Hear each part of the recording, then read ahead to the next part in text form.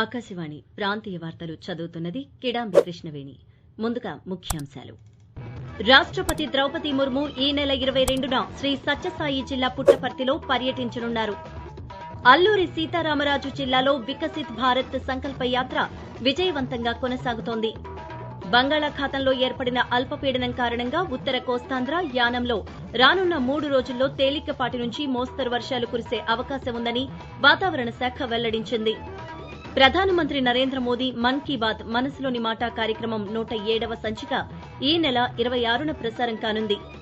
రేపు జరిగే భారత్, ఆస్ట్రేలియా జట్ల మధ్య క్రికెట్ వరల్డ్ కప్ ఫైనల్ మ్యాచ్కు అన్ని ఏర్పాట్లు పూర్తయ్యాయి. వార్తల్లోని వివరాలు. రాష్ట్రపతి ద్రౌపది ముర్ము ఈ నెల 22న శ్రీ సత్యసాయి జిల్లా పుట్టపర్తిలో పర్యటించనున్నారు.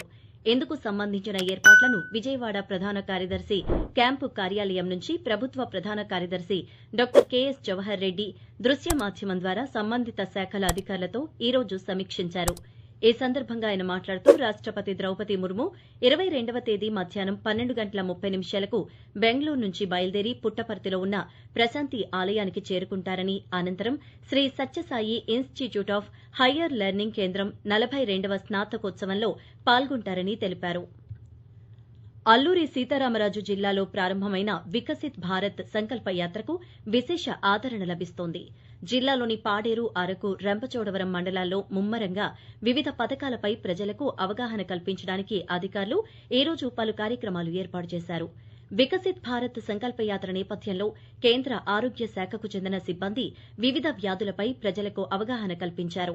ఈ సందర్భంగా వైద్య ఆరోగ్య శాఖ చేపడుతున్న వివిధ కార్యక్రమాలపై ఆశా వర్కర్లు, ఆరోగ్య శాఖ సిబ్బంది అవగాహన ర్యాలీ నిర్వహించారు. ఏరోస్పేస్ ఏవియేషన్ 2047 2 రోజుల అంతర్జాతీయ సదస్సును ఈ రోజు ఢిల్లీలో రాష్ట్రపతి ద్రౌపది ముర్ము ప్రారంభించారు. ఈ సదస్సులో దాదాపు 200 పరిశ్రమలు, సూక్ష్మ, చిన్న, మధ్య తరహా పరిశ్రమలు, 75 కంటే ఎక్కువ స్టార్టప్లు పాల్గొంటున్నాయి. ఈ సందర్భంగా రాష్ట్రపతి మాట్లాడుతూ స్వతంత్ర సాంకేతిక పరిజ్ఞానాల కోసం ఏరోస్పేస్ దోహదపడుతుందని అన్నారు. ఆర్థిక వ్యవస్థను డీకార్బనైజ్ చేయడానికి జెట్ ఇంధనం అభివృద్ది ముఖ్యమని రాష్ట్రపతి పేర్కొంటూ, whether it is the fate of successful completion of the Mars mission or showcasing the end-to-end capability in safe landing and roving near the moon's south pole, a place considered beyond human endeavor, India has proved that it has the willpower, potential and capacity to accomplish what it sets out to achieve. Future Aditya L1 and Gaganyaan missions will not only boost India's standard and embolden teachers, but will also help humanity as a whole. గుజరాత్లోని అహ్మదాబాద్లో నరేంద్ర మోదీ స్టేడియంలో రేపు Bharat, Australia జట్ల మధ్య cricket world cup final match జరగడానికి అన్ని సన్నాహాలు జరుగుతున్నాయి. ఈ మ్యాచ్కు ప్రధానమంత్రి నరేంద్ర మోదీ, ఆస్ట్రేలియా ఉప ప్రధాని రిచర్డ్ మార్లెస్ హాజరు కానున్న నేపథ్యంలో భద్రతను అధికారులు ఏర్పాటు చేశారు. గుజరాత్ ముఖ్యమంత్రి భూపేంద్ర పటేల్ రేపు జరగనున్న ఈ కార్యక్రమానికి సంబంధించిన ఉన్నత స్థాయి సమావేశంలో భద్రత, పారిశుద్ధ్యం, ట్రాఫిక్ నిర్వహణ తదితర అంశాలపై సమగ్ర సమీక్ష నిర్వహించారు. ప్రధానమంత్రి నరేంద్ర మోదీ తన మనసులోని భావాలను ఆకాశవాణి ద్వారా దేశ ప్రజలతో పంచుకునే మన్ కీ బాత్ మనసులోని మాట కార్యక్రమం 107వ సంచిక ఈ నెల 26వ తేదీ ఆదివారం ప్రసారం కానుంది.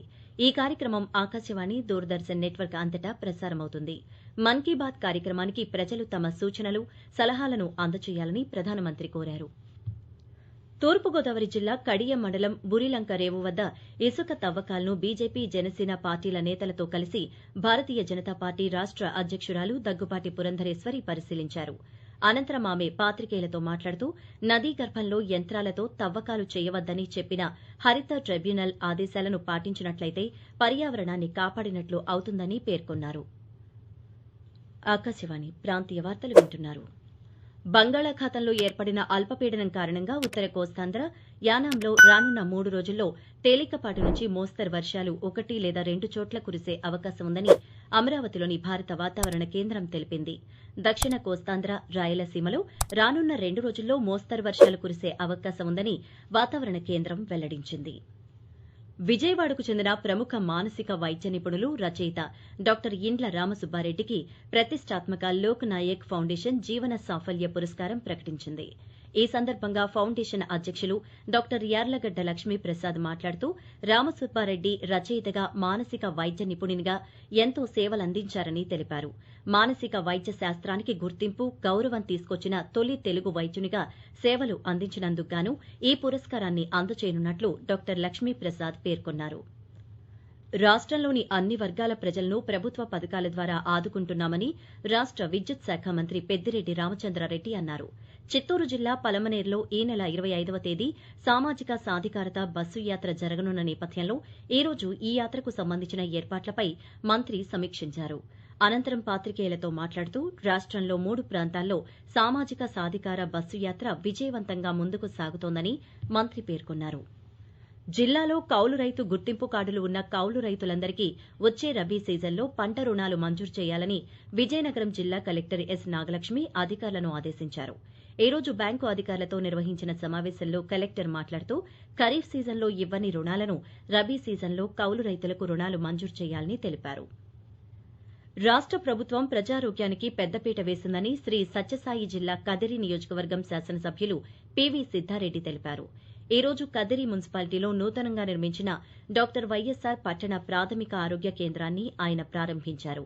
ఈ సందర్భంగా మాట్లాడుతూ గ్రామీణ ప్రాంతంలో ప్రతి సచివాలయం పరిధిలో హెల్త్ సెంటర్లను అందుబాటులోకి తీసుకువచ్చామని తెలిపారు. ప్రజలకు మెరుగైన వైద్య సేవలు అందించడానికి రాష్ట ప్రభుత్వం కృషి చేస్తోందని ఒంగోలు శాసనసభ్యులు బాలినేని శ్రీనివాసరెడ్డి అన్నారు. ఒంగోలులోని మాతా శిశు వైద్యశాలలో 1,76,00,000 రూపాయల వ్యయంతో నూతనంగా నిర్మించిన భవనాన్ని ఈ రోజు ఆయన ప్రారంభించారు. అనంతరం విలేకరుల సమావేశంలో మాట్లాడుతూ ఈ నూతన భవనం నిర్మాణంతో రోగులకు మెరుగైన సేవలు అందిస్తున్నామని పేర్కొన్నారు. శ్రీ సత్యసాయి జిల్లాలో ఈ నెల 26 నుంచి వికసిత్ భారత్ సంకల్ప యాత్ర ప్రారంభం కానున్న నేపథ్యంలో అన్ని ప్రభుత్వ శాఖ అధికారులు ఈ కార్యక్రమాన్ని విజయవంతం చేయాలని జిల్లా కలెక్టర్ పి అరుణ్ బాబు అధికారులను ఆదేశించారు. ఈ సందర్భంగా కలెక్టర్ మాట్లాడుతూ కేంద్ర ప్రభుత్వ పథకాలు అర్హులైన లబ్దిదారులకు అందాలన్నదే ఈ కార్యక్రమం ముఖ్య ఉద్దేశ్యమని తెలిపారు. ప్రభుత్వ సంక్షేమ ఫలాలు నిరుపేదలకు అందించడమే కులగణన ముఖ్య ఉద్దేశ్యమని ఏలూరు జిల్లా కలెక్టర్ వి ప్రసన్న వెంకటేష్ అన్నారు. ఈ రోజు వివిధ శాఖల అధికారులతో నిర్వహించిన సమావేశంలో కలెక్టర్ మాట్లాడుతూ జిల్లాలో కులగణన సర్వే ఈ నెల 27వ తేదీ నుంచి వారం రోజుల పాటు నిర్వహిస్తామని, జనాభా ప్రాతిపదికన సంక్షేమ పథకాలను మరింత సమర్థవంతంగా అమలు చేసేందుకు ఈ సర్వే ఎంతగానో ఉపయోగపడుతుందని తెలిపారు. జగనన్నకు చెబుదాం వేదికగా ప్రజల నుంచి వచ్చే వినతులకు నిర్ణీత కాలంలో చర్యలు తీసుకోవాలని విశాఖ జిల్లా సంయుక్త కలెక్టర్ కెఎస్ విశ్వనాథన్ అధికారులను ఆదేశించారు. గాజువాక మున్సిపల్ జోనల్ కార్యాలయంలో ఈ రోజు మండల స్థాయి జగనన్నకు చెబుదాం కార్యక్రమం నిర్వహించారు. JVMC commissioner CM Saikanth Varma, RDO Hussain సాహెబ్తో కలిసి జాయింట్ కలెక్టర్ ప్రజల నుంచి వినతులు స్వీకరించారు. జిల్లాలో తాగునీటి అవసరాల దృష్ట్యా రైతులు ఆరుతడి పంటలు చేపట్టాలని ఎన్టీఆర్ జిల్లా కలెక్టర్ ఎస్ ఢిల్లీరావు పేర్కొన్నారు. రైతు శిక్షణా కేంద్రంలో ఉభయ జిల్లాల కలెక్టర్లు, కమిటీ చైర్మన్లతో నిర్వహించిన సమావేశంలో ఆయన మాట్లాడుతూ అవసరమైన విత్తనాలను రాయితీపై రైతులకు అందిస్తామని తెలిపారు. ప్రాంతీయ వార్తలు ముగించే ముందు ముఖ్యాంశాలు మరోసారి. రాష్టపతి ద్రౌపది ముర్ము ఈ నెల 22న శ్రీ సత్యసాయి జిల్లా పుట్టపర్తిలో పర్యటించనున్నారు. అల్లూరి సీతారామరాజు మన్యం జిల్లాలో వికసిత్ భారత్ సంకల్ప యాత్ర విజయవంతంగా కొనసాగుతోంది. బంగాళాఖాతంలో ఏర్పడిన అల్పపీడనం కారణంగా ఉత్తర కోస్తాంధ్ర, యానాంలో రానున్న 3 రోజుల్లో తేలికపాటి నుంచి మోస్తరు వర్షాలు కురిసే అవకాశం ఉందని వాతావరణ శాఖ వెల్లడించింది. ప్రధానమంత్రి నరేంద్ర మోదీ మన్ కీ బాత్ మనసులోని మాట కార్యక్రమం 107వ సంచిక ఈ నెల 26న ప్రసారం కానుంది. ఆకాశవాణి ప్రాంతీయ వార్తలు ఇంతటితో సమాప్తం.